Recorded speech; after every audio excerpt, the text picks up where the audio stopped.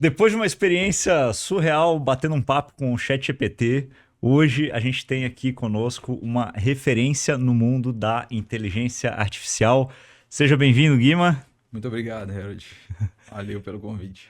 Pessoal, nós vamos ter um papo aqui falando sobre o futuro da IA. Eu conheci o Guima quando eu estava lá na Singularity University, agora em maio desse ano, de 2024, fazendo o treinamento do futuro da IA. E eu descobri, eu acho que a gente já pode começar aí, Guima, que você hoje é um líder mundial no Shopify. Explica essa história pra galera aí. É, é, a gente se tornou líder mundial em um nicho de e-commerce e hoje a gente é a empresa que mais constrói lojas na Shopify no mundo. Nos últimos 18 meses a gente construiu quase 1.100.000 lojas no mundo inteiro. Caraca. E Quantos colaboradores? 7, Vocês escutaram isso? me incluindo. Mas isso veio de uma empresa que chegou a ter 150 colaboradores e o gargalo era desenvolver as lojas. Caramba. O problema dessa empresa era ser uma agência que desenvolvia lojas, mas é uma agência que aprendeu a escalar marketing e vendas. Tá. E aí, como que você escala desenvolvimento de e-commerce para fazer 1 milhão em um ano e meio? Caraca, meu. Esse era o grande problema. Você tem que repensar totalmente. Ó, a conversa já começou assim, fora da casinha, porque mostra total o poder da escalabilidade da IA que a gente tem falado tanto aqui, tanto no podcast, quanto lá na Make One, nos eventos e tal.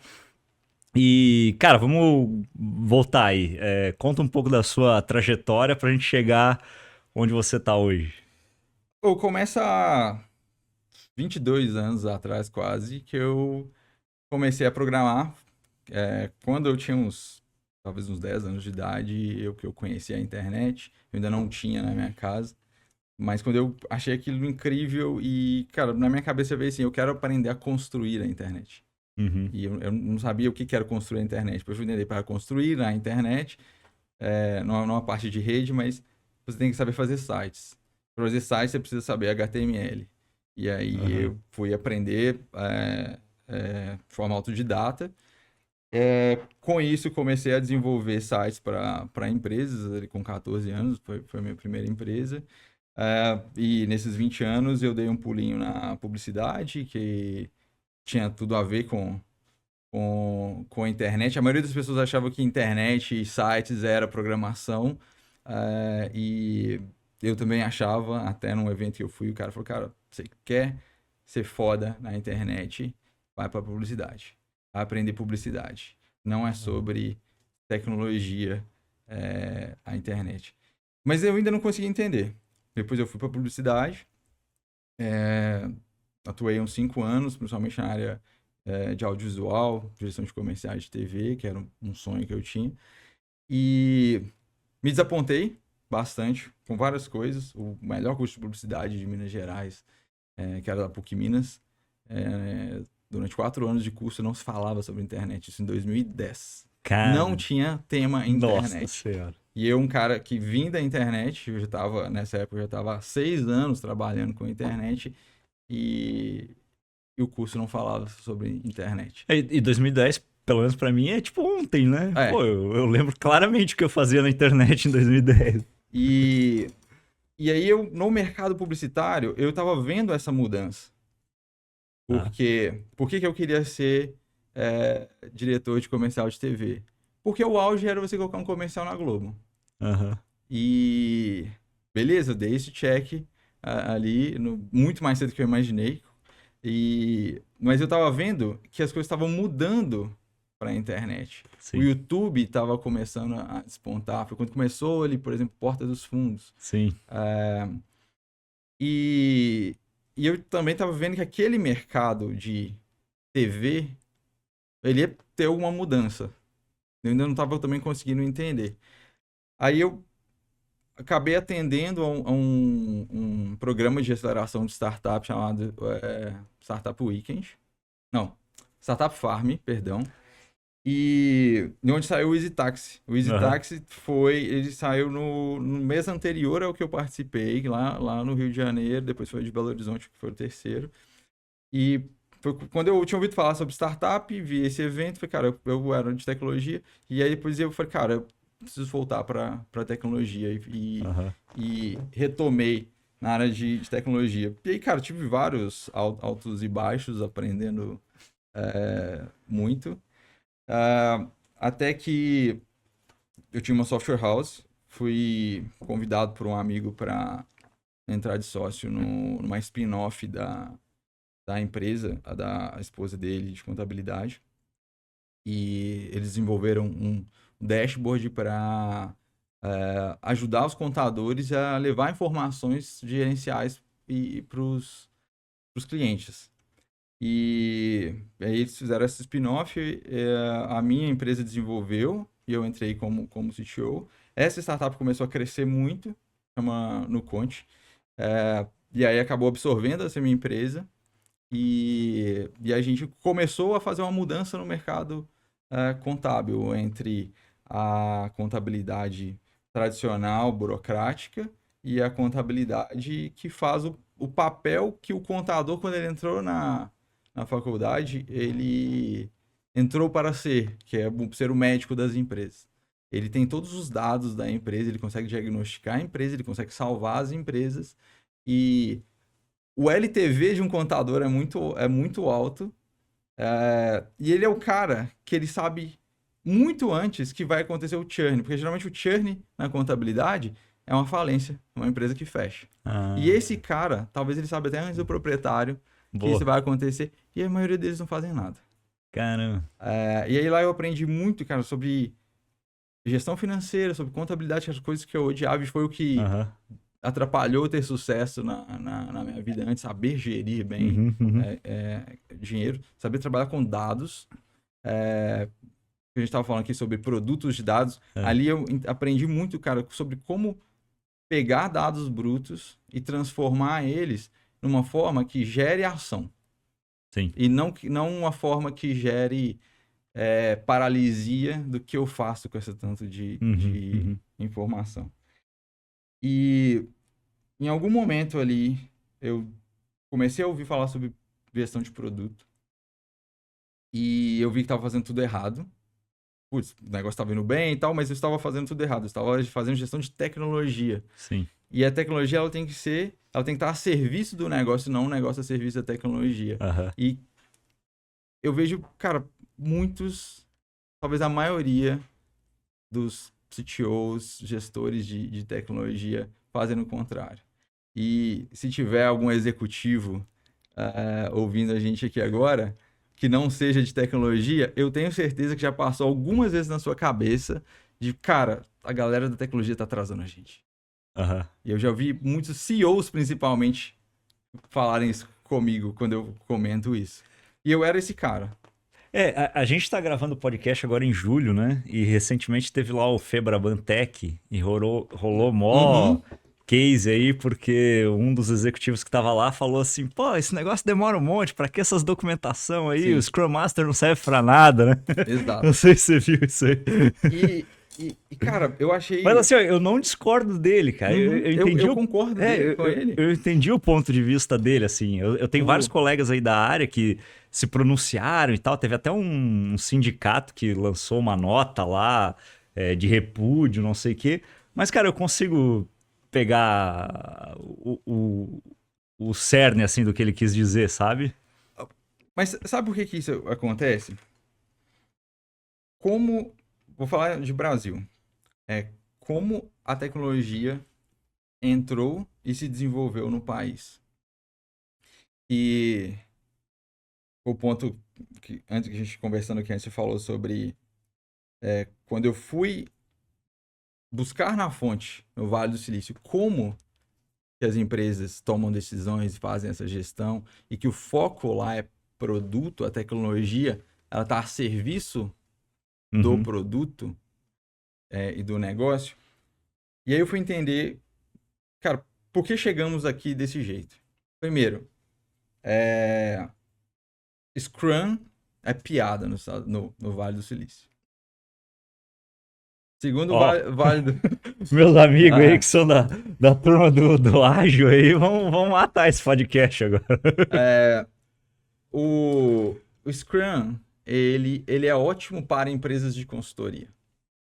Sim. E qual que é a história do desenvolvimento tecnológico do Brasil? Principalmente quando se fala de software. A escola, nossa, foi a escola da prestação de serviço de desenvolvimento de software.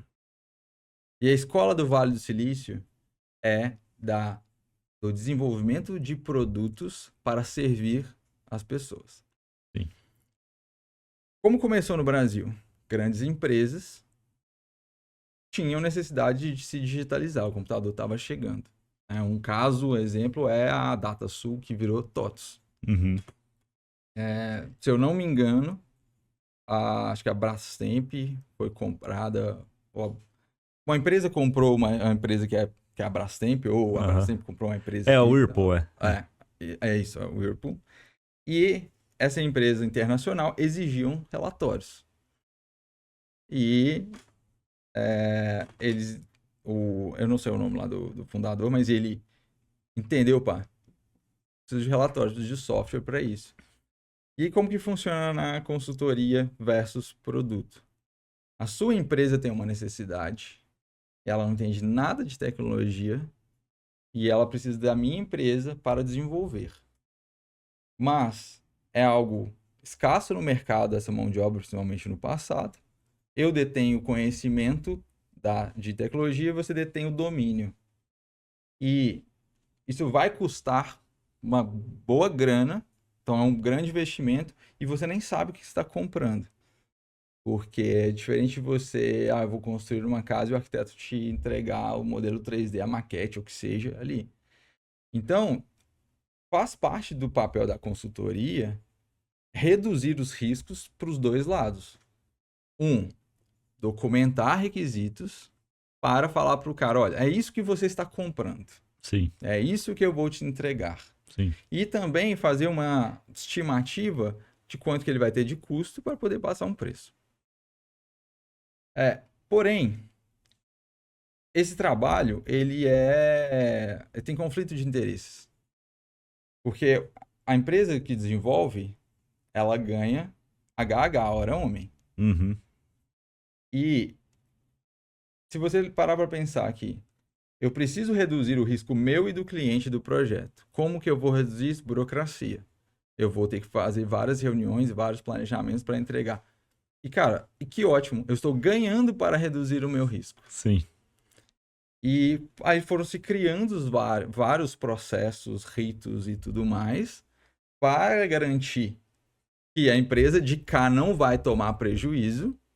Sim. E aí a de cá vai saber o que vai estar acontecendo. Uhum. Então, beleza. Eu era essa empresa. Eu tinha uma software house. Uhum. E quando a gente se fundiu e eu passei a gerir isso numa empresa de produto, eu continuei gerindo tecnologia como se eu fosse uma empresa de tecnologia. Uhum. Gerindo a minha equipe como se eu fosse uma empresa de tecnologia. Que é, o que você precisa? Quais são os requisitos? Vamos planejar, Scrum, nesse sprint entrega isso, nesse sprint no outro entrega outro, ritos, horas e horas de não codar. Sim. E beleza. Só que você tem que fazer a inversão. Se você é uma empresa e o seu produto depende de tecnologia e a equipe de tecnologia está na sua empresa e você já tem o controle sobre eles porque você paga as horas, você define o que vai acontecer, a gestão tem que ser feita diferente. Você não precisa de burocracias de quando você vai contratar um terceiro. Perfeito. Você precisa de alinhamento. E de onde vem o alinhamento? Das métricas, dos dados e da estratégia da empresa. Quais são as métricas que a empresa quer mover? Quais comportamentos do usuário final precisam acontecer para desencadear até que aquela métrica mova? Então, receita, por exemplo, ou aumentar o lifetime. O que a pessoa precisa fazer? O que está no meio do caminho impedindo ela de fazer? E como que eu vou tirar aquilo do meio do caminho através de tecnologia? Eu vou tirar essa tela, eu vou tirar esse botão, eu vou tirar esse formulário, eu vou plugar numa API para essa pessoa não ter que ficar puxando os dados para cá, eu vou agora tem IA. E o que a gente foi fazendo até então foi colocar mais telas para os usuários, fudendo a vida dos caras. Cara, eu ia te falar, uma das experiências que mais me impactou assim na vida, eu tive a oportunidade de conhecer a escola Bauhaus, que foi onde nasceu o design. O termo design nasceu lá, era uma escola de arquitetura lá na Alemanha, e eles meio que foram os pais aí da arquitetura moderna. E o prédio da Bauhaus é um prédio emblemático porque ele é um caixotão quadrado com uma pelezona de vidro, que na época não era a tecnologia de vidro que a gente tem hoje, né? Então é tipo umas janelinhas assim pequenininha e tal. E o prédio é praticamente vazio, assim, tipo... E eles trouxeram muito forte esse conceito da forma tem que seguir a função. Então, se não tem função, não serve.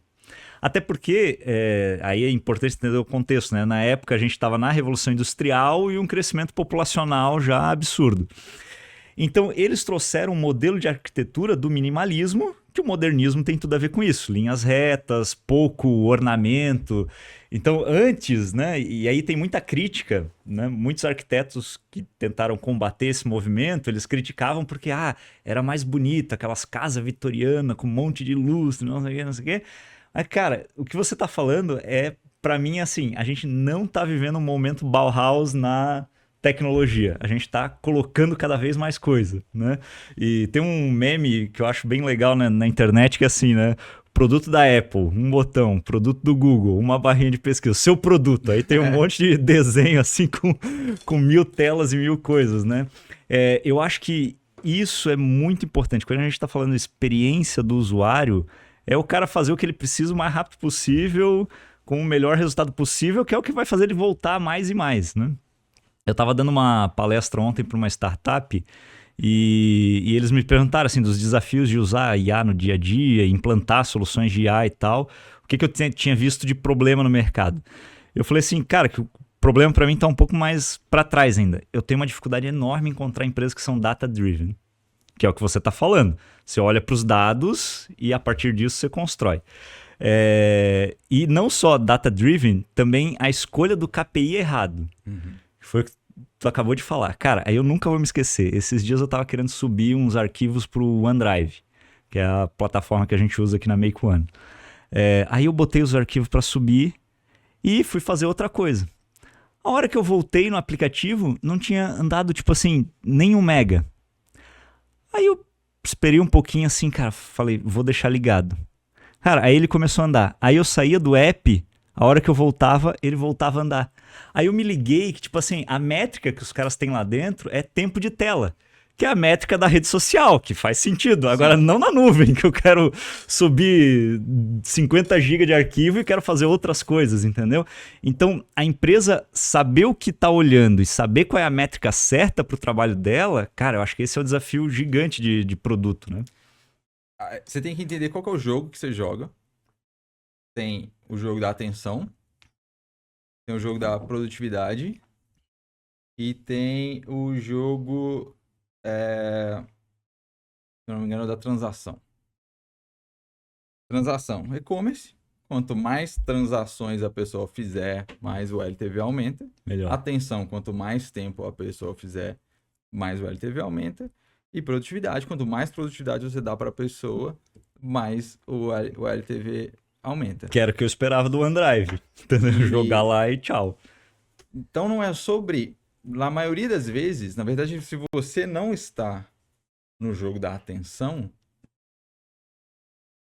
o usuário ter que passar mais tempo no seu produto é pior. É pior, exatamente. O ideal é, um exemplo, um produto deve ter um lifetime value, um lifetime grande, deve ser o Zapier.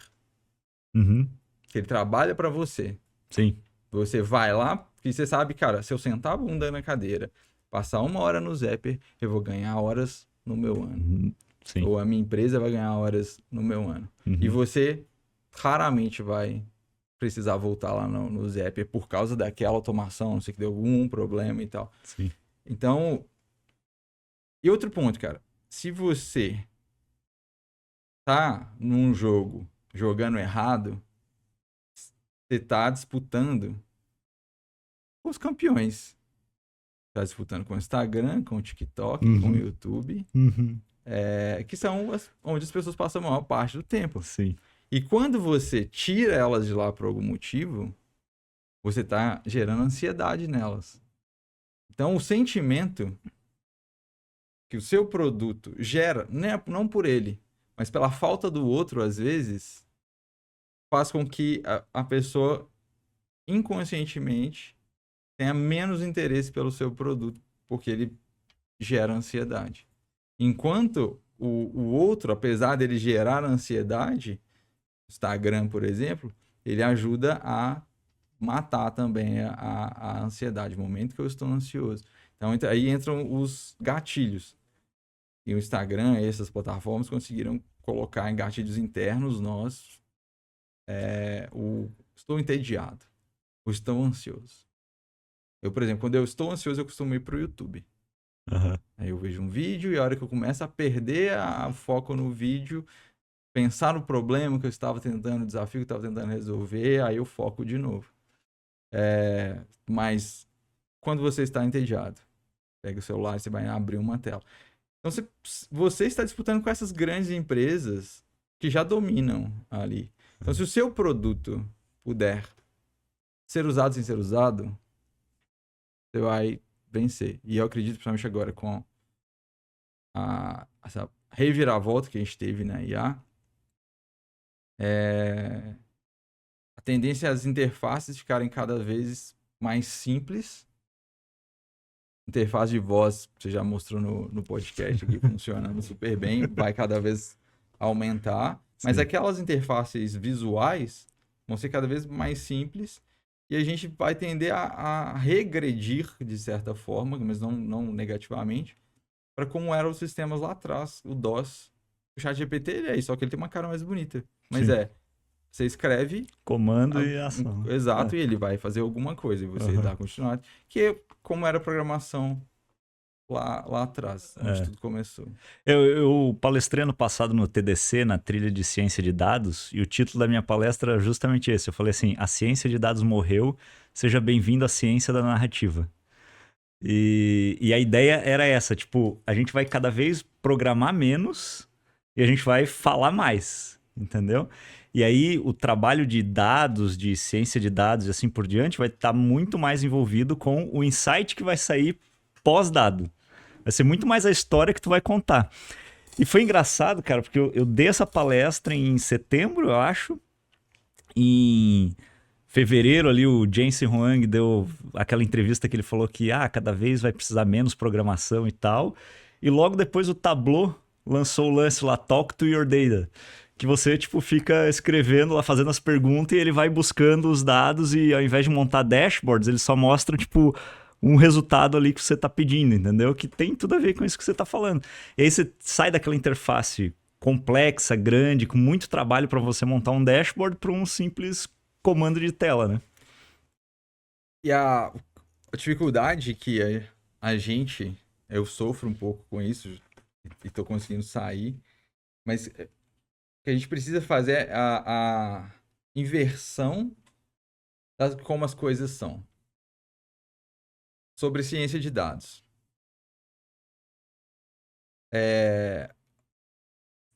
O cientista de dados, desculpa se você não concorda com isso, mas para ele,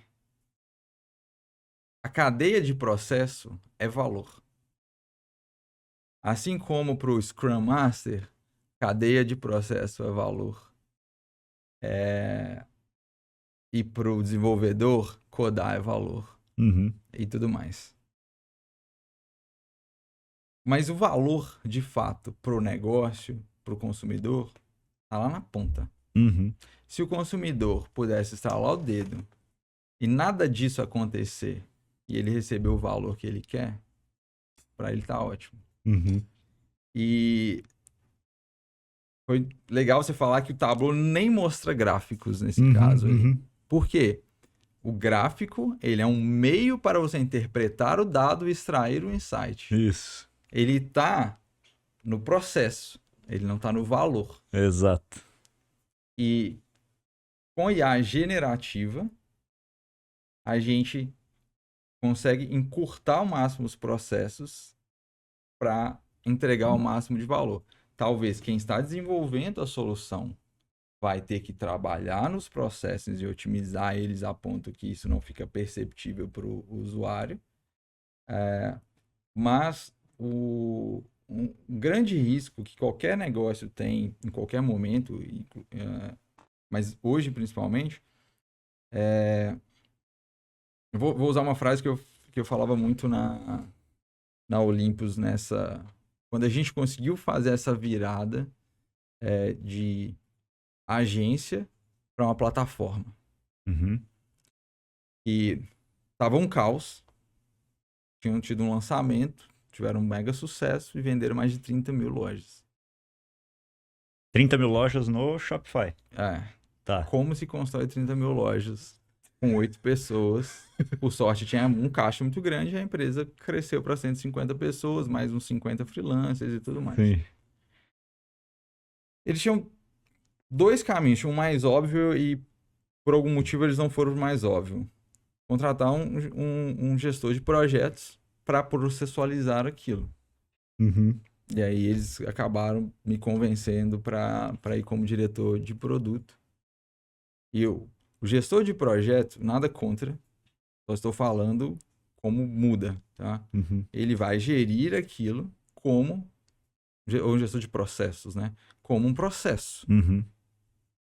O gestor de produto, ele vai entender como transformar aquilo num produto.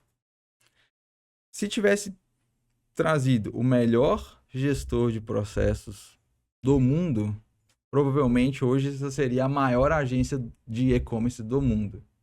Maior. Mas que não conseguiria fazer 1 milhão de lojas em um ano e meio. Perfeito. Entendeu? Por quê? Perfeito. Porque ele ia gerir muito bem o processo. Mas os processos iam continuar existindo.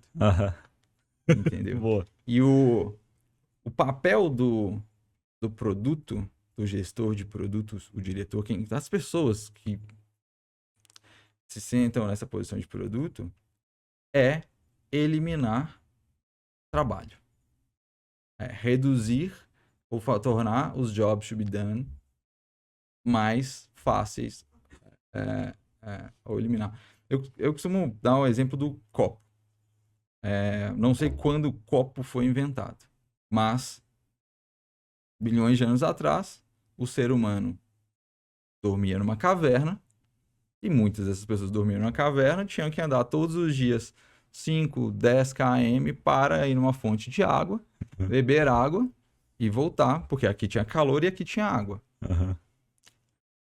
O primeiro gestor de produto do mundo encontrou uma cuia, uma cabaça, alguma coisa assim, e falou, eu posso transportar água para cá. E a partir de agora eu não preciso ir lá todos os dias mais. Então eu reduzi esse trabalho. Aí outro percebeu que aquilo era uma planta e que ele poderia plantar. E ele poderia produzir aquele produto. E aí a tribo dele não precisaria mais fazer isso. E aí ele conseguiu uma escala que ele poderia trocar com uma outra tribo. Olha, eu tenho esse produto revolucionário polishópico aqui que você pode transformar. Você acabaram os seus problemas, você não precisa mais andar 5 km para transportar água todos os dias. Você pode armazenar isso. E isso foi evoluindo. Então, a nossa evolução, a gente está aqui hoje nesse patamar, porque a gente começou a desenvolver ferramentas.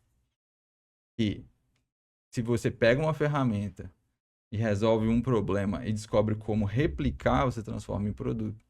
Então, primeiro você começa com uma ferramenta, depois você vê como que eu replico aquilo. Essa é a produtização. E aí você resolve trabalhos que antes eram obrigatórios e agora passam a ser opcionais ou totalmente desnecessários.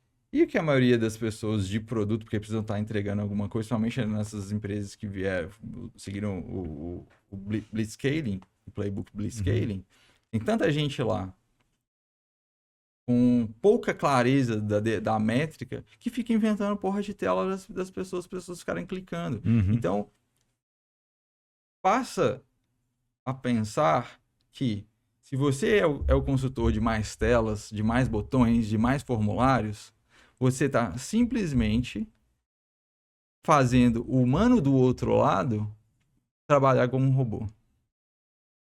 Tem uma música do Daft Punk, eu esqueci o nome dela, mas que fica falando várias coisas repetitivas, mas são coisas que os humanos fazem. Mas você acha que é um robô, mas se você lê, só pode ser um humano, porque são coisas que os humanos fazem roboticamente.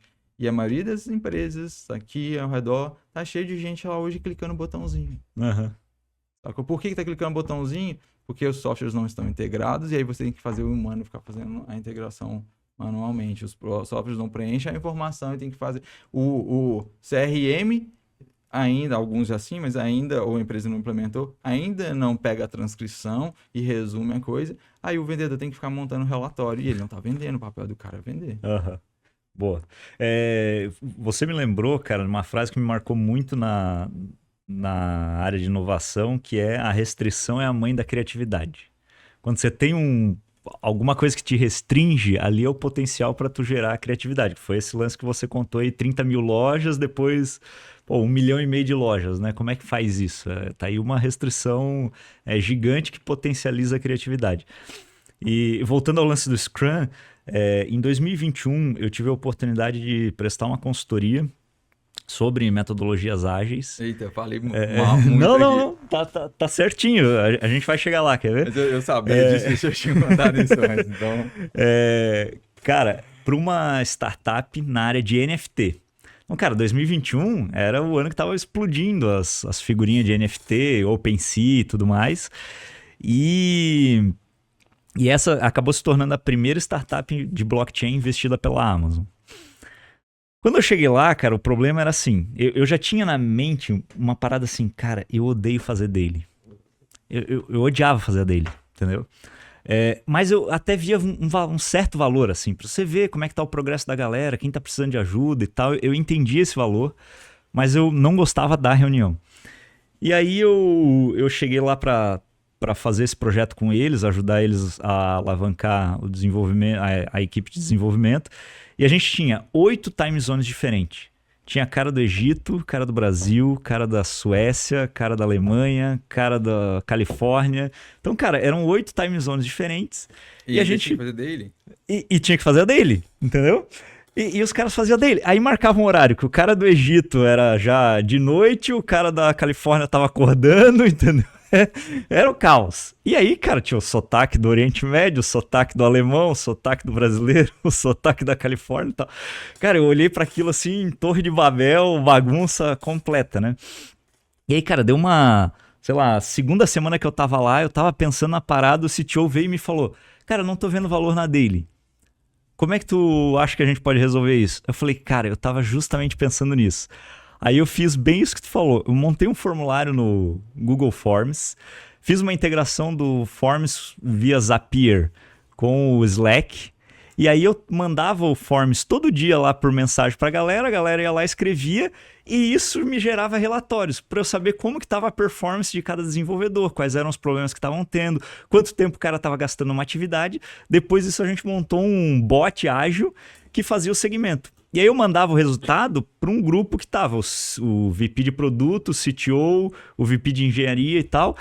E aí, cara, eles falaram, cara, os desenvolvedores passaram a ter 4 horas a menos de reunião por dia. O burn down lá, que é uma métrica que a galera usa, saiu de 50% para 88%. Tipo, subiu pra caramba. O CTO veio falar, cara, essa tua ideia foi a melhor, porque agora eu bato o olho ali e já sei o que a galera tá fazendo. E a gente começou a descobrir umas coisas assim, ó. Quando o cara parava de responder o bot, com certeza, e a gente começou a ver isso lá na terceira, quarta sprint, ele não ia entregar o que ele tinha se comprometido a entregar. Porque escrever no bot era tipo um contrato que ele estava fazendo, entendeu? E na dele, a maioria das pessoas dá uma enrolada. Ontem eu fiz um card, movi o card para não sei onde. Não, eu ainda tô naquela tarefa e não sei o que e tal. E, cara, ali na hora de escrever, cara, isso foi batata. Umas 3 vezes que aconteceu, o cara não entregou no final da sprint, entendeu? E aí volta para esse ponto que você falou. Primeiro a gente tinha essa restrição de múltiplos time zones, e aí isso nos fez gerar uma nova solução que diminuiu o processo e trouxe mais valor lá na ponta, entendeu? A gente passou a entregar mais rápido, os caras mais tempo para codar, entendeu? E a dele, que nunca demora 15 minutos, passou a ser 1 minuto de cada um, não 15 minutos num horário maluco de todo mundo, entendeu? E no seu melhor tempo. No seu melhor tempo, exatamente. O problema de ritos é que é raro alguém questionar publicamente. Pergunta para tem dev na sua empresa, faz daily. Ouse a perguntar para aqueles que têm uma segurança psicológica de responder se eles gostam. Cara, a maioria não gosta. A maioria não gosta de daily, não gosta de retro, não gosta de planning. Sabe o que eles preferem? Me passe bons requisitos e me deixa codar. Exatamente. Não, e foi bem isso, cara. Deu uma semana, porque a gente começou meio a meio, né? Então ficava 3 dias no bot, 2 dias na reunião, assim, pra gente fazer um período de transferência. Na segunda semana, os caras já falaram, não, tira essa reunião aí, vamos pro bot full time, porque tá muito melhor. Mas o que era legal também, cara, é que aquela foi uma escola pra mim, eu acho que você teve uma escola de produto também, porque aquele VP de produto, a vida dele era exatamente isso que você estava falando. Cara, ele estava o dia inteiro olhando, no caso lá eles usavam amplitude, ele estava o dia inteiro olhando para amplitude e falando assim, cara, o que a gente vai desenvolver agora para melhorar essa métrica aqui? O que a gente vai tirar desse projeto? Ó, isso aqui não funcionou. Cara, a quantidade de requisito que chegava, assim, de tirar coisa, de mudar coisa, de fazer coisa, era um volume insano, assim, cara. Eu nunca vi um trabalho de produto tão bem executado na minha vida quanto esse cara. E era assim, tipo, a tecnologia era ali um meio que ele fazia o usuário se cantar, entendeu? E foi um cara que mudou minha percepção, assim, de como trabalhar produto. Hoje ele é VP da Amazon. Ó, então. Tá no caminho, deu pra ver que tá no caminho certo. Exatamente. Antes de entrar pra Olympus, né, que depois a gente transformou na $1, eu dava consultoria de Product Growth. Basicamente, eu trabalhava como CPO as a Service. Geralmente eram empresas que queriam implementar esse mindset de produto, mas ainda precisava contratar um CPO, mas queria agilizar e eu não queria ir como CPO e ajudava a começar a implementar. E, cara, praticamente o meu papel em todas as consultorias que eu dei era chegar e quebrar as coisas que tinham sido construídas. E no início tem é difícil convencer as pessoas. E a maior perda nos produtos digitais tá até a ativação da pessoa, né? No processo de onboarding, o primeiro uso até o evento-chave ali. Cara, as empresas geralmente pensam num onboarding muito grande e complexo. Sim. E a gente vinha quebrando isso. O primeiro caso que foi... Eu ainda queria ter continuado um pouco mais no meu sabático, mas aí apareceu a oportunidade de falar, vou lá. Primeiro caso foi uma empresa de aplicativo também distribuído globalmente, que queria aumentar a taxa de renovação no segundo ano, era um produto anual. É um dos aplicativos mais bem-sucedidos na App Store, no Brasil. E eles queriam aumentar essa taxa. Aí eu fui lá, fui para os dados e eu fui descobrir, olha, é quase impossível aumentar essa taxa agora. Então a gente consegue resolver para daqui a 1 ano. Por quê? Porque as pessoas que renovam são as pessoas que usaram os 3 primeiros meses. Aí eu já descartei todos os outros meses depois, fui olhar os dados ali para os 3 primeiros meses. E aí quando você pega e isola, vê as pessoas que ficam até o terceiro mês, elas foram as pessoas que ficaram 14 dias. Esse é o ponto-chave. Boa. Das pessoas que ficaram 14 dias, é a pessoa que... o aplicativo chama 12 minutos de resumo de livros em áudio. Tô ligado. Aquelas, tipo, 80%, 90% das pessoas que ficam 14 dias são aquelas que concluíram um livro no primeiro dia. Tá.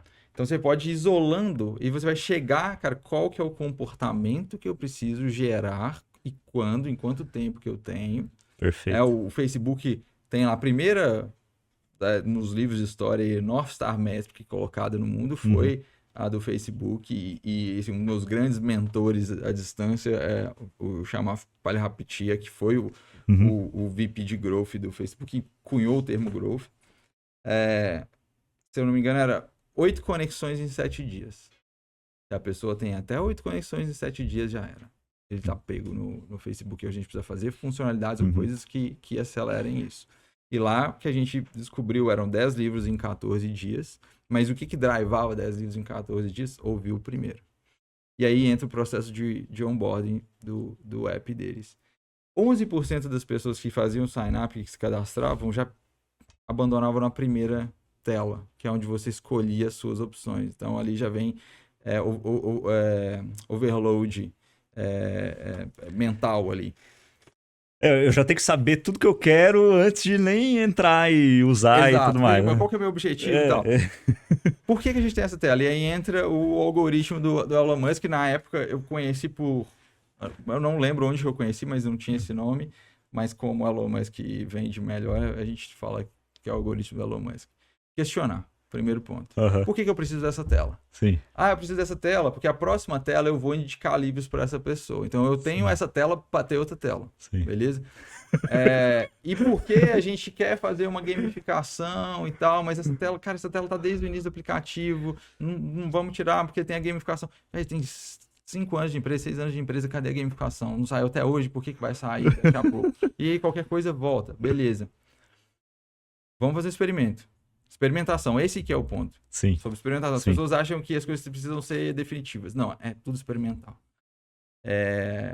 Vamos tirar essa tela. Mas como que vai popular a próxima tela? Nós vamos pegar os 20 livros mais ouvidos, mais concluídos, e nós vamos colocar na ordem do mais concluído para o menos concluído. Ao invés de a gente colocar 100 livros na outra tela, vamos deixar 20, que eu já achava muito, mas beleza.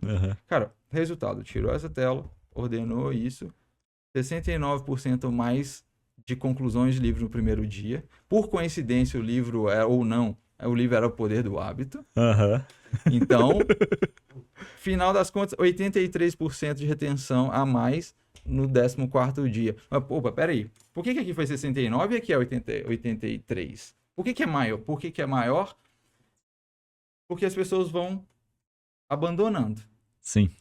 Mas, como você gerou o resultado certo, na hora certa, e talvez até com o livro certo, sim, gerou um impacto muito maior lá do outro lado. E, cara, foi uma tela a menos, com uma outra tela, com menos coisas, para direcionar o que a pessoa precisa fazer. E na Shopify, qual que é a grande... Porque, assim, beleza, construir as lojas é uma coisa. Como? Por quê que a gente consegue fazer isso? Porque a gente automatizou. Uma das coisas que a gente automatizou é o onboarding da Shopify. Pode crer. O onboarding da Shopify é o grande gargalo deles. Mas...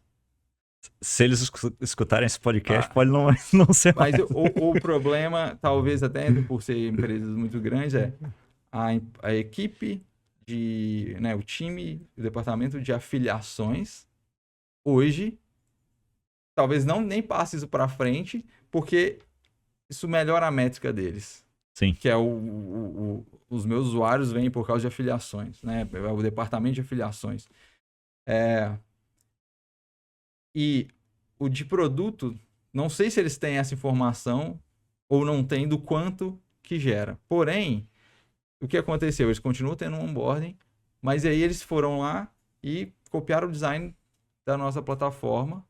E eu fico lisonjeado, então não estou reclamando. Pelo contrário, eu assustei O Shopify me copiou. Muito bom. Que bom. É. Só que, cara, eles pegaram um ponto, olhou e falou, por que esse daqui converte mais que a gente? Ah, é o design. Não, é porque a gente tira a porra das etapas. Saquei. Talvez o design dos cards e tal ajude, não sei, velho. Não sei. Uhum. Mas o ponto é, a gente tira a porra das etapas. Um monte de pergunta que não serve pra nada. Serve para você qualificar o lead, fazer uma outra... Sim, mas tem uma coisa que qualifica muito melhor que o lead, comportamento.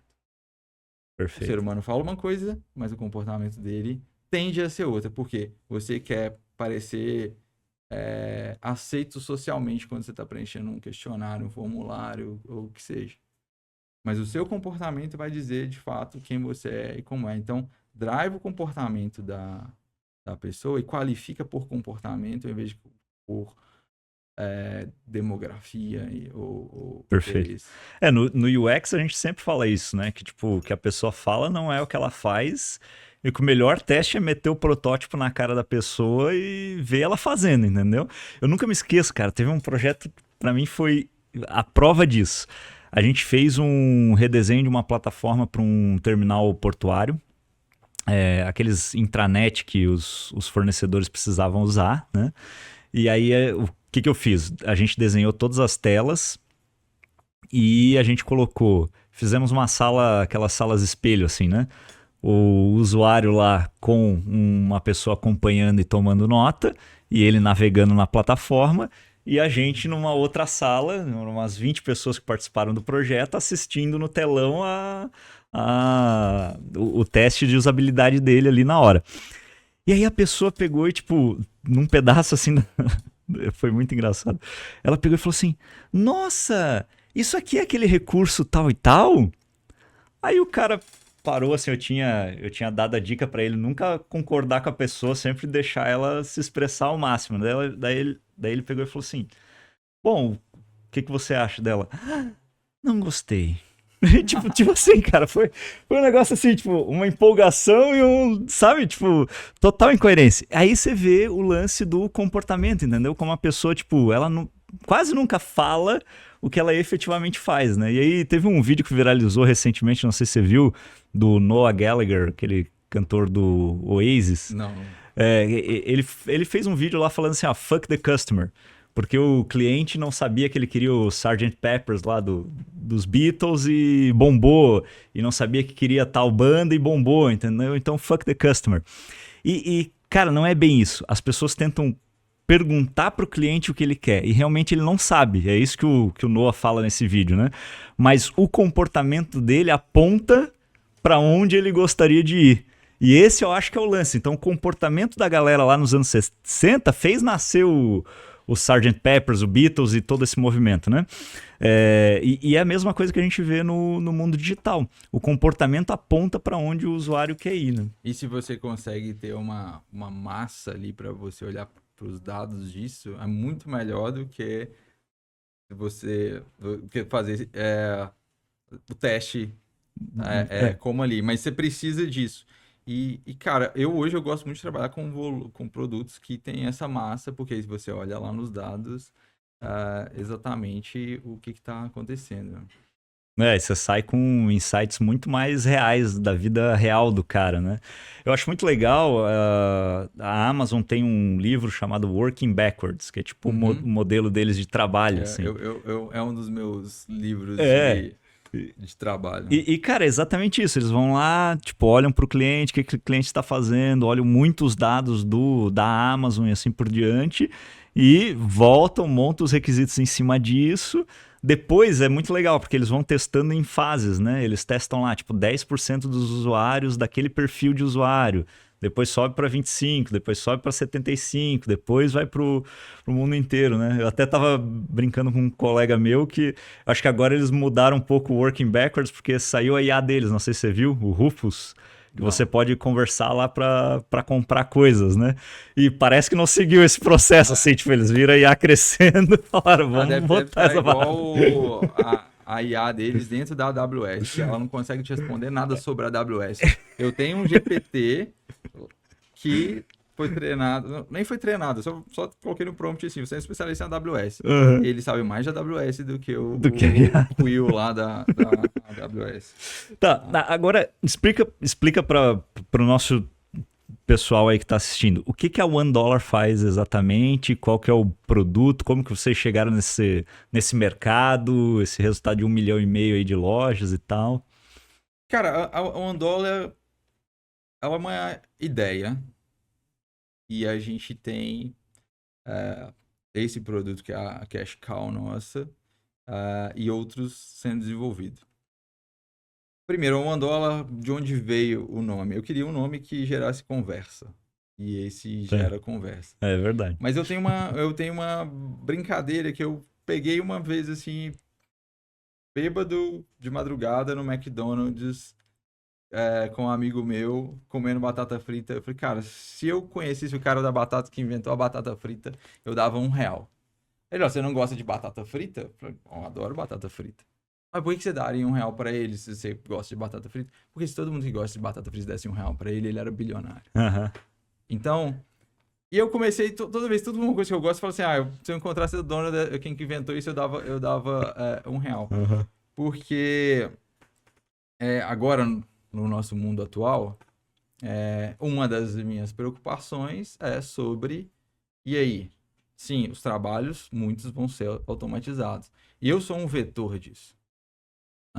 Eu peguei uma empresa com 150, quase 200 pessoas com freelancers e joguei para 7. Tá, então que entrega bem mais. Sim, eu sou um vetor disso. E pretendo continuar sendo. Sim. Tá? Como que a gente pode inverter isso? E aí entra a distribuição, o conceito, talvez até um pouco de open source, ou como veio o Bitcoin blockchain. Uhum. Então, a minha tese é que se a gente desenvolver uma plataforma, um produto de IA que dá acessibilidade para o máximo de pessoas possíveis no mundo construírem ferramentas de IA, cada pessoa ter o direito, tá? E por que o direito? Porque hoje esse direito não existe, a maioria das pessoas não consegue. Mas dar às pessoas, fazer ser fácil a ponto de todo mundo ter o direito de automatizar o seu próprio trabalho. Primeiro, você não vai conseguir automatizar sozinho o seu trabalho inteiro, a não ser que seja muito clique. Você automatizar algumas tarefas do seu colega, outras tarefas e outras tarefas. E a partir do momento que outras pessoas, seja a sua empresa ou outras pessoas, ganharem produtividade usando a sua automação, você começa a ter uma renda passiva por um ativo que você construiu. Hoje, eu tenho isso. E a minha vida mudou. Se a gente consegue colocar e distribuir isso para o máximo de pessoas. Então, por que o $1? Acessibilidade, né? Quase todo mundo conseguiria pagar $1, que seja R$1 para qualquer coisa. E é onde você também começa a criar a sua fonte de renda para esse novo mundo. Porque tem a opção das empresas contratarem empresas de automação e automatizar o trabalho dos seus colaboradores. Mas imagina um mundo que isso for o contrário. Ao invés de você contratar uma empresa de automação, seus próprios colaboradores automatizam o trabalho deles e eles continuam recebendo por aquilo, e a sua empresa ela ganhou o benefício da produtividade. Sim, sensacional. Entendeu? E aí a gente não precisa também ficar nessa... Da UBI, ela vai ser importante, vai ter uma fatia que não vai conseguir, mas então também a tese vai um pouco mais além, para as pessoas que não conseguiram, como que elas também conseguiriam ter renda. Sim. Uma das formas é o processamento distribuído, ao invés também das empresas pagarem centenas de milhares ou milhões de dólares por ano para a AWS e para o Google Cloud, pega os seus colaboradores que não puderam fazer isso, mas eles têm um computador em casa, ou eles vão comprar, ou você vai dar, e o processamento da sua empresa Fica distribuído. fica distribuído dentro de uma rede que você consegue assegurar a segurança. E hoje, cara, por mais que Sim. a gente acredite que os nossos dados estão seguros nessas empresas, não dá para ter certeza. Cara, a gente viu agora o CrowdStrike, né? A gente tá gravando aqui na terça-feira após a crise lá da tela Aham. azul no mundo inteiro, né? Mas tem alguns casos de antitrust, por exemplo, da Amazon, Sim, dela usar os dados de consumo dos sim. clientes para fazer produtos similares. Teve uma empresa de dados aí que sofreu um problema de imagem no final do ano passado, que era isso, tipo, eles cobram por hora das máquinas e eles estavam usando, tipo, máquina mais fraca para o processamento de dados demorar mais tempo para acontecer para eles bilar mais o cliente, entendeu? Cara, não faz sentido nenhum. Aí entra um ponto que você falou lá no início, que é saber o KPI certo. Exatamente, E aí entra exatamente. a North Star. E, cara, como tem que ser a North Star? Tem que pegar quem são os stakeholders. Tenho a empresa, eu tenho o cliente, por Uhum, exemplo, e, sei lá, se eu sou um marketplace, eu tenho o fornecedor e o consumidor. A North Star do negócio tem que ser a interseção. Qual que é a métrica que, se ela aumenta, vai aumentar a receita, lucro para o lado de cá, vamos supor, o fornecedor, receita no marketplace, o lucro do fornecedor, e o cliente está comprando satisfação uhum, desse cliente. E, então, quando, por exemplo, lá na 12 minutos, a North Star eram número de livros concluídos por usuário. uhum, É concluído. Ele foi lá para isso. A empresa ganha para cada livro? Não, ela cobra uma anuidade. sim, Se a pessoa ouvir muitos livros, na verdade fica mais caro para a empresa. Mas é tão marginal o custo. sim. Só que o cara pagou para ter o conhecimento. Ele só vai ter o conhecimento se ele absorver. Se ele vai até o final, é um bom livro. Ou o resumo foi bem feito. Se ele para pela metade, tem algum problema ali. Se muitos estão falando pela metade, mas muita gente começa, o problema talvez não é o livro, é o conteúdo. O que a gente Uhum, pode fazer para testar e melhorar esse conteúdo? Então, se você. A OpenView, que é um fundo lá do Vale do Silício, foi o fundo que cunhou o termo Product-led Growth. uhum. Eles lançam, se não me engano, trimestralmente, além de relatórios sobre Product-led Growth, já tem alguns anos que eles começaram a lançar relatórios sobre Usage-Based Pricing Companies, Tá. mostrando o quanto essas empresas de Usage-Based Pricing têm tido um net dollar muito maior do que as Ok. outras de subscription, por exemplo. Tá. Porque existe um ponto cego entre o estratégico e o operacional da empresa quando você opera por subscription ou por outra coisa que não seja o uso, por Uhum, exemplo. Aqui, no estratégico, o board, a diretoria, dinheiro, dinheiro, dinheiro, dinheiro. Tá certo, tem que ser. Aqui embaixo, tá sentindo as dores do usuário. E ele vem, putz, mais um top-down ali que não tá olhando para o usuário e tal. E você tem aqui no meio um ponto cego, que é a assinatura não te diz sobre a qualidade do seu produto. Dependendo, se sim. for um produto de valor baixo, a pessoa esqueceu e continua lá. Uhum, Mas se você coloca relacionado ao uso, o valor entregue, não tem esse ponto cego mais. Se está tendo receita, está tendo entrega de valor. Então, esse modelo, e o $1 também vem por isso, que a gente vem pensando, cara, como que a gente faz com que as coisas sejam acessíveis a ponto de custar tanto, menos de $1 para a pessoa poder uhum. usufruir de alguma automação ou alguma coisa assim. Como que a gente pode cobrar pelo que de fato gera valor e a gente não ter esse ponto cego dentro do negócio. Perfeito. Perfeito. E as lojas, como é que surgiu a ideia, assim? Eu tinha essa empresa A que... Olympus, né, que você falou. Exato. Tá, E eles eram uma empresa de...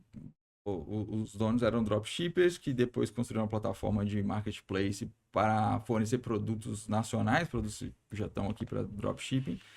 E passando por alguma dificuldade e falei, cara, a gente precisa pensar melhor no negócio. Como a gente vai salvar o negócio.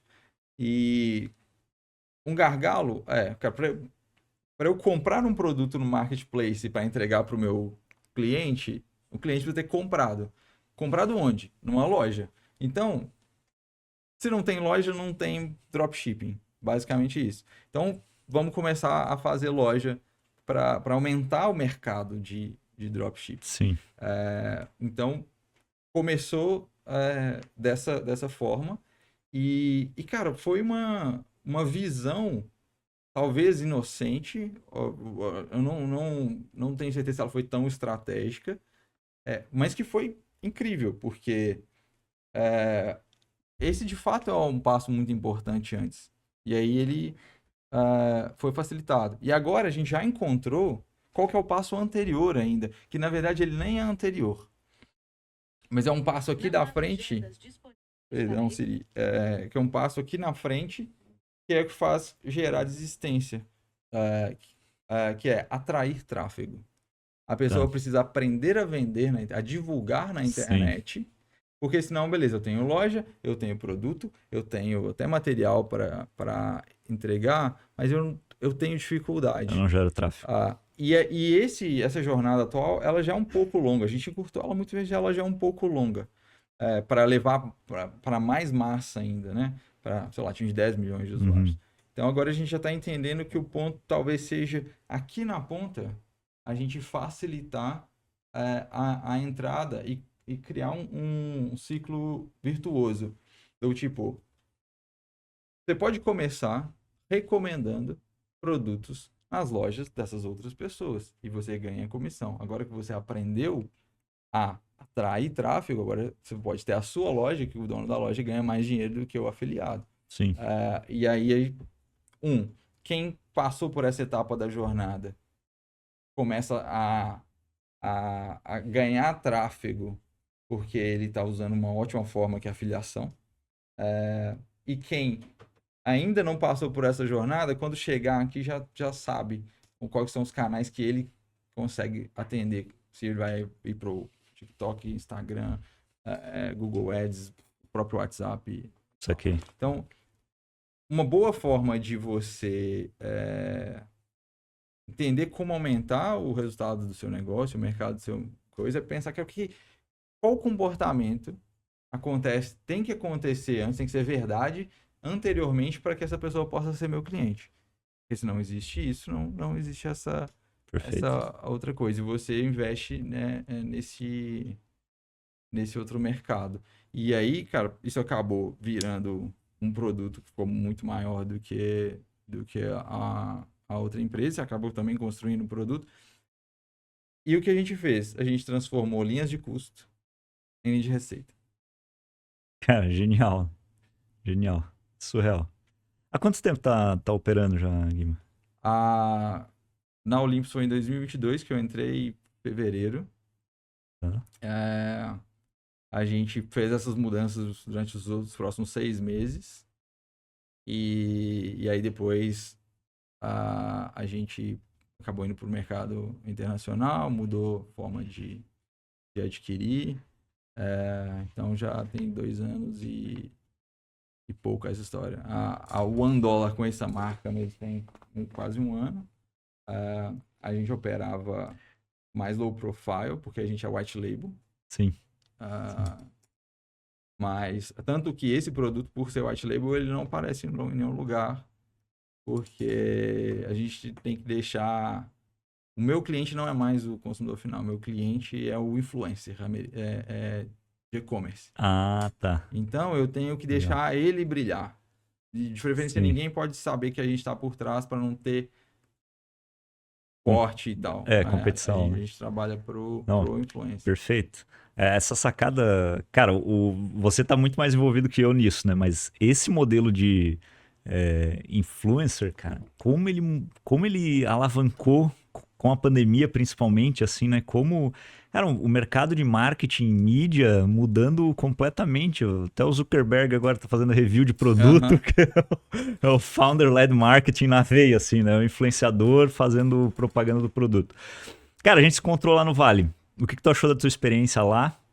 O que te marcou? Treinamento da Singularity? Fala aí. Pô, o que mais me marcou foi que me veio à mente a frase que tem no livro Bold, do Peter Diamandis, fundador da Singularity. Aham, Eu não sei se é dele ou se é de outra pessoa, mas o futuro já chegou e só tá mal distribuído. sim. Então, depois que eu aprendi isso, eu sempre parei para pensar dessa forma. E aí, quando eu cheguei lá em São Francisco, cara,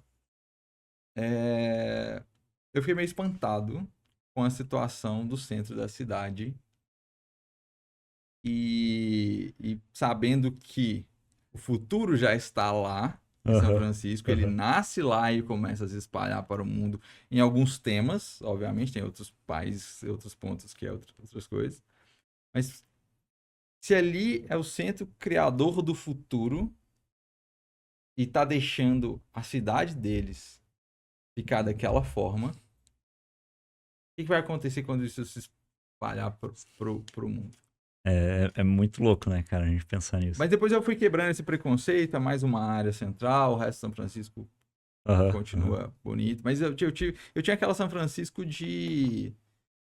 das séries dos anos 90, Aham, aham. sabe? E O Tira da mudou. Pesada lá, ele saltando nas É, ruas lá. três é demais e tal. É, E aí isso mudou um pouco. Mas isso é importante, cara, a gente parar pra pensar, sabe? A história mostra pra gente como as coisas vão acontecer. Então, se você olha, tem um lugar que é o epicentro, e nesse lugar ele está tendo esse tipo de problema, sim, se quando essas coisas se espalham, existe uma probabilidade daquele problema se espalhar se junto. espalhar também, né? Eu não estou falando dos motivos das pessoas estarem lá. Eu Sim, estou falando de deixar as coisas serem assim. sim. Dinheiro não falta lá. É, E não dá para falar que a solução não é dinheiro, porque talvez o dinheiro não compra uma solução agora porque não tem, mas investe em pesquisa para descobrir a solução. E o perfeito, Vale do Silício perfeito. sabe disso Não, muito bem. pro pessoal que nunca foi lá, eu fiz um tour agora que pra mim foi emblemático, assim, quando a gente tava lá. Eu fui visitar a Databricks, que a gente é parceiro, que ela fica logo no comecinho, se não me engano, perto da Mission Street, que é uma rua que atravessa, assim, da Bahia, né, meio que atravessa a cidade. E é muito doido, cara, que você sai da Databricks, você anda um pouquinho, você tá no Salesforce Park, que na frente tem a Salesforce Tower, e aí tá lá dentro da Salesforce Tower, além da Salesforce, Accenture, várias grandes empresas. Aí você desce uma quadra, você cai no LinkedIn, depois o Nasdaq Entrepreneurial Center, aí você continua, tem o Square, a Stripe, cara, é tudo ali, tipo, em blocos, assim, é algumas quadras, pessoal, Uma é atrás da outra. andável, entendeu? Uhum. É meia hora, você viu, tipo, as maiores empresas de tecnologia, algumas das maiores do mundo, né? Você tá pertinho do Vale também, né? 40 minutos de trem do Vale do Silício, que tem daí o Google, Facebook, Apple e tal. E é muito louco isso, né, cara? Como não necessariamente o progresso tecnológico gera o progresso humano. Esse é meio o paradigma que a gente vive ali, né? E é engraçado porque o Diamandis, principalmente no Abundância, ele fala isso. Ah, nós estamos num momento de abundância, vai ter abundância para todo mundo. Cara, mas não é. Tipo, mas não é, entendeu? E aí, eu tive recentemente na Ásia e eu conheci uma pessoa lá que é do Quênia. E lá no Quênia, eles tinham um problema assim: 80% da população do Quênia não tinha acesso a sistema financeiro. Não tinha banco, não tinha dinheiro, não tinha onde tirar o dinheiro e assim por diante. E aí uma telco, uma empresa de telecom, foi lá e criou um serviço de SMS de transferência de dinheiro chamado M-Pesa. Se tornou um case global, assim. Então, em 2005, antes do smartphone, você mandava um SMS de um para o outro, trocava dinheiro. E aí, cara, isso aí deu uma explosão assim de poder econômico para as pessoas saíram da pobreza, puderam começar a criar negócio, emprego e assim por diante. O Kennedy desenvolveu um monte, ficou tão forte que o Banco Central obrigou todas as empresas de telecom e todos os bancos a estarem conectados nesse serviço, entendeu? Eu acho que é o maior case de corporate venture building do mundo inteiro, porque é uma empresa muito maior do que a Telco hoje em dia, entendeu? Cara, muito doido. E é uma visão assim, o Vale, eu vejo, eu sinto assim que, cara, é incrível lá. Você pode realmente, do ponto de vista de tecnologia, produto, desenvolvimento e tal, você muda o seu mindset completamente do que é possível fazer. Mas ele às vezes tem uma visão tão ingênua do que efetivamente é o mundo, assim, tão dentro daquela bolha ali, tipo, não, se a gente fizer isso aqui, resolve o problema de todo mundo, né? Não sei o que. Não, cara, tem um cara aqui na tua frente que não tem nenhum celular, entendeu? Tá passando fome, tá usando drogas. Não só eles, cara, acho que todo mundo, assim, sei lá, São Paulo tem exatamente. Mas é interessante ver, cara, quanto que tecnologia relativamente simples, tipo, eu sei que por trás disso tem muita coisa de segurança, mas é relativamente simples, gerou esse impacto. E há um ano, mais ou menos, eu conheci um cara que agora ele tem uma aceleradora de ONGs, para levar esse mindset para ONGs e tal.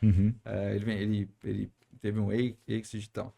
Ele contou para mim, cara, um caso que me deixou com um sentimento assim, o quão eu sou ignorante.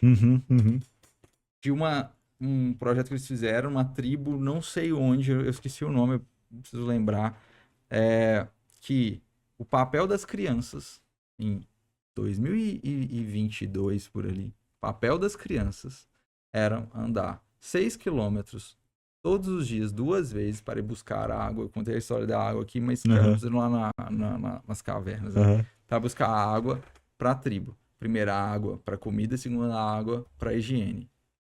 E os romanos tinham aquedutos. A tecnologia de transportar a água de um lugar para o outro não chegou naquele lugar.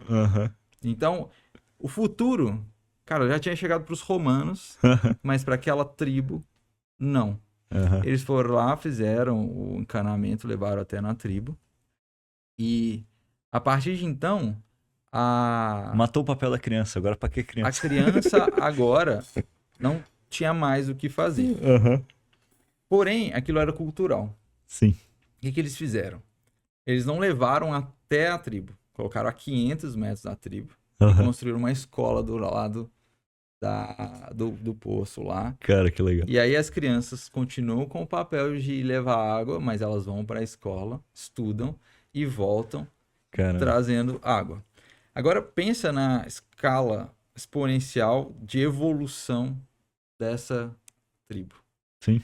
Hoje as crianças de 10 anos estão aprendendo algo que os filhos dela vão aprender aos 2 anos de idade, porque eles vão ter educação para passar. E que os pais deles talvez nunca tiveram. Então, na próxima geração, a diferença dessa tribo vai ser enorme. Porque com 2 anos você vai aprender o básico que o seu pai aprendeu com 10 anos. E aí a gente pensando, porque a conversa, ele falou assim, bater um papo com você, cara, eu quero entender como eu vou usar IA nisso. Eu vim com algumas ideias e ele falou assim, cara, deixa eu te contar um caso. E eu falei, é tão básico e eu tô pensando em coisas mirabolantes, mas o básico tem um monte de gente que ainda não tem. Tem um monte, isso é... A gente tá tão acostumado com isso aqui, cara, que eu parei pra pensar, de fato, tem gente que não tem acesso à água limpa. Não, a gente recebeu aqui no podcast o Nick, e o Nick tá fazendo ele tem um perfil no Instagram chamado Nick and Data, e ele vai na rua perguntar para as pessoas aqui em São Paulo se elas trabalham ou usam inteligência artificial, entendeu? E aí, inspirado nisso, toda vez que eu pego um Uber agora, eu pergunto, você conhece o ChatGPT? Cara, uma galera não conhece, entendeu? Para nós é o dia a dia, mas a galera não conhece. Imagina quando você vai lá para periferia, né, para a comunidade, ou vai para a tribo em um lugar mais longe ainda, e o cara poderia estar tendo uma vida melhor, né, aprendendo mais, se desenvolvendo mais. Talvez não uma vida melhor, mas uma vida diferente, ou buscando coisas que talvez ele almeje, mas não sabe como conquistar, justamente porque não tem o acesso, né, cara? É muito louco isso. A gente não pode generalizar que o que a gente tem, o que a gente conhece, tá. Exatamente. Mas e aí, IA? A gente falou. Pois é, cara. A gente não falou muito de IA. Mas vamos... pra mim, IA tá em tudo aqui que a gente falou. Era isso que eu ia falar. Tipo, eu acho que você já matou a charada da IA primeiro na primeira fala, quantidade de escala e produtividade que você trouxe aí na $1 AI. O segundo ponto, cara, é isso, né? Como as interfaces vão mudar. O Jacob Nielsen, que é tipo o papa da usabilidade aí, na área de UX, ele está escrevendo um monte de artigos sobre a IA generativa agora, e ele fala justamente isso. Cara, é o terceiro paradigma de interação homem-máquina e o primeiro em 60 anos. Que é você escrever o negócio que é para ela executar, não é você ter um feedback do que você está executando, porque a tela tradicional é isso, né? Você escreve lá no Excel, vê lá o que aconteceu no Excel. Então, eu acho que tem esse lance. E aí eu acho que a grande sacada que você trouxe foi essa, né? Como que a IA vai simplificar os processos? Eu acho que é isso que todo mundo tinha que estar pensando. E a dor que eu tenho, Guima, porque eu tive na inovação, e a inovação muito casada com a transformação digital, ninguém fez transformação digital.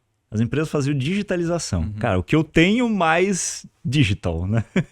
O que eu já faço mais digital. E eu tô sentindo que o trajeto está sendo o mesmo para IA. O que eu tenho mais digital.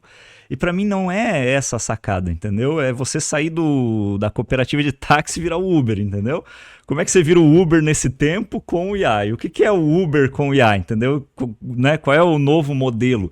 Qual é o seu novo modelo de negócio? Eu acho que esse é o grande lance que as empresas tinham que estar se perguntando agora. Porque senão você vai cair num ponto no caso da digitalização, até que passou. Mas você AIizar o seu negócio, como ele é, o que você vai fazer? Eu vou pegar esse processo e vou colocar IA nele. Eles vão continuar existindo. Perfeito. O que vai acontecer, aí vai vir uma outra pessoa, talvez não essa nenhuma empresa, sentada lá com o ChatGPT e vai pegar um negócio que nada disso existe e vai entregar. Esses processos Perfeito.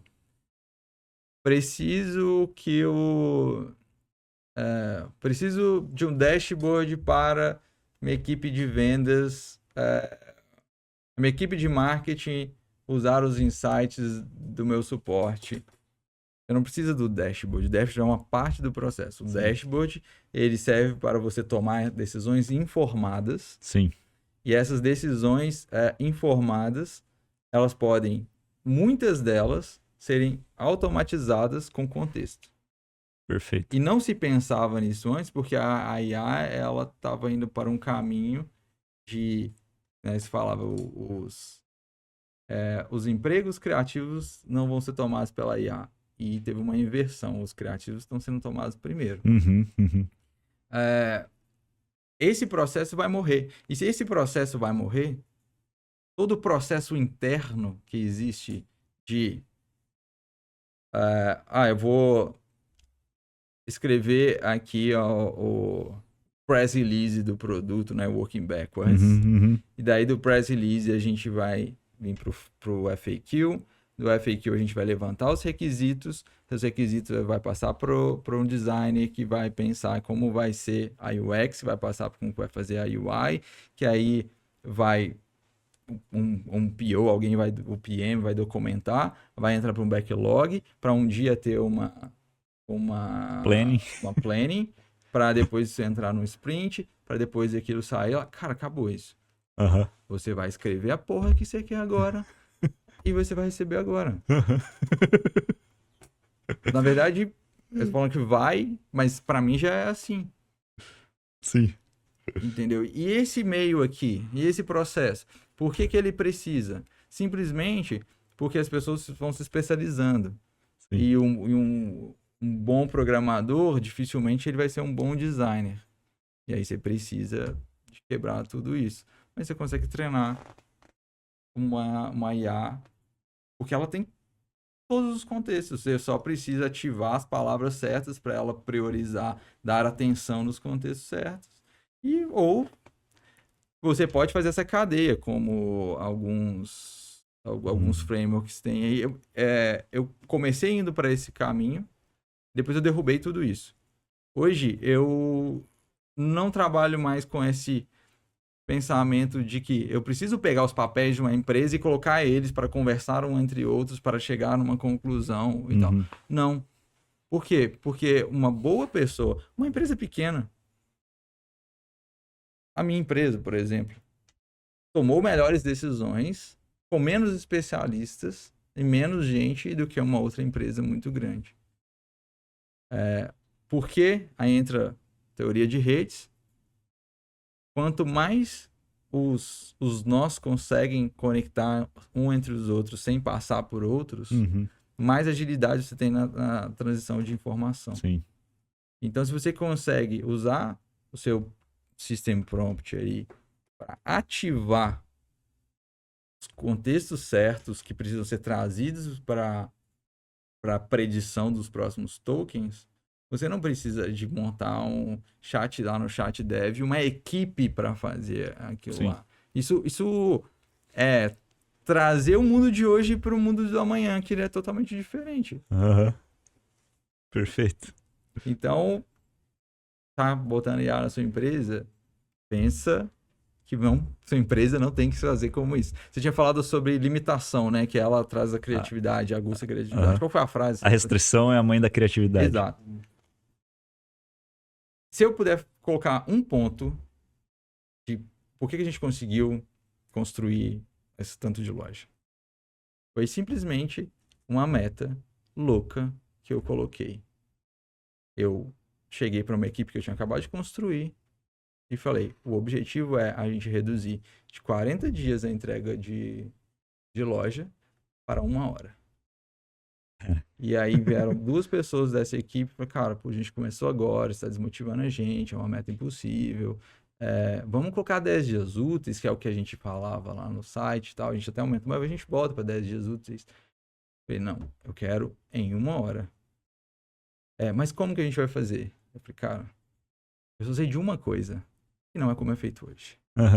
Essa é a única certeza que eu tenho. O resto nós vamos descobrir. E assim, a meta minha não é para ser batida. Eu miro em Marte, porque se eu errar e acertar a Lua já foi incrível. Ela serve simplesmente para tirar a gente da caixinha atual. Aí você fala, cara, essa meta é impossível. Beleza, é impossível atualmente. Pode ser que a gente conseguia fazer em 1 dia, já ia ser ótimo, cara, já ia ser do caralho. Entendeu? Mas se eu não colocasse algo absurdo, a gente não ia procurar saídas absurdas. E aí, 6 semanas depois, uma dessas 2 pessoas me manda uma mensagem e fala, cara, entregamos uma primeira em 12 minutos agora. Não tinha entregado em 1 hora ainda, nenhuma. Caraca. Mas uma primeira saiu em 12 minutos. 2 minutos? 12. 12 minutos? Caraca. Então, assim, o cara que não acreditava que dava pra fazer em 1 hora, conseguiu fazer em 12 minutos. E o meu maior papel ali foi colocar uma meta absurda e falar, para bater um resultado absurdo não pode seguir o processo atual. O processo atual não funciona, é impossível com o processo atual. Sim. Então, no seu negócio, aproveite a IA, cara, para rever o processo. Quanto que você tem usando o algoritmo Elon Musk? Requisitos inteligentes, questiona, volta para os requisitos, para ele ser inteligente, deleta. Isso aí. Depois você simplifica, aí depois automatiza. Aí a só tá aqui embaixo. Sim. Perfeito. O resto tudo aqui é humano, disruptando, quebrando os paradigmas do modelo atual. Aí a IA vai entrar depois para... beleza, agora eu só preciso fazer só isso. Eu só preciso de uma tela. Eu preciso de 7 pessoas e 2... você faz o double track 1 mês para ter uma tela. Entendeu? É só pedir uma tela. Sim. Doideira. Pessoal, conversa aqui sensacional. Guima, eu sei que tu é um cara que estuda bastante, a gente se encontrou num curso. Queria dicas aí para o pessoal que está nos ouvindo. Livro, podcast, sei lá, influenciador que você acompanha e tal. O que você recomenda aí?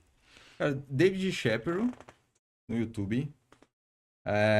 Ele fala. Ele é um cara muito foda em IA, mas os vídeos dele estão cada vez indo mais para a parte filosófica Tá.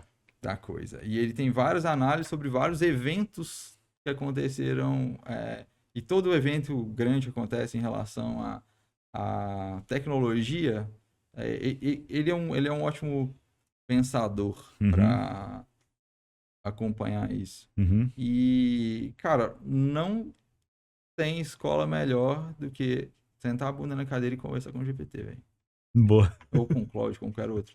Mas não tem escola melhor, porque você precisa se educar em conversar com ele. Sim. Maior limitação tá aqui, não tá lá.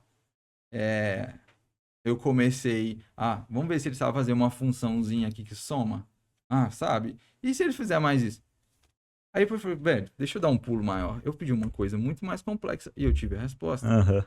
Então, a limitação tá a gente não entender o quão ilimitado é. Sim.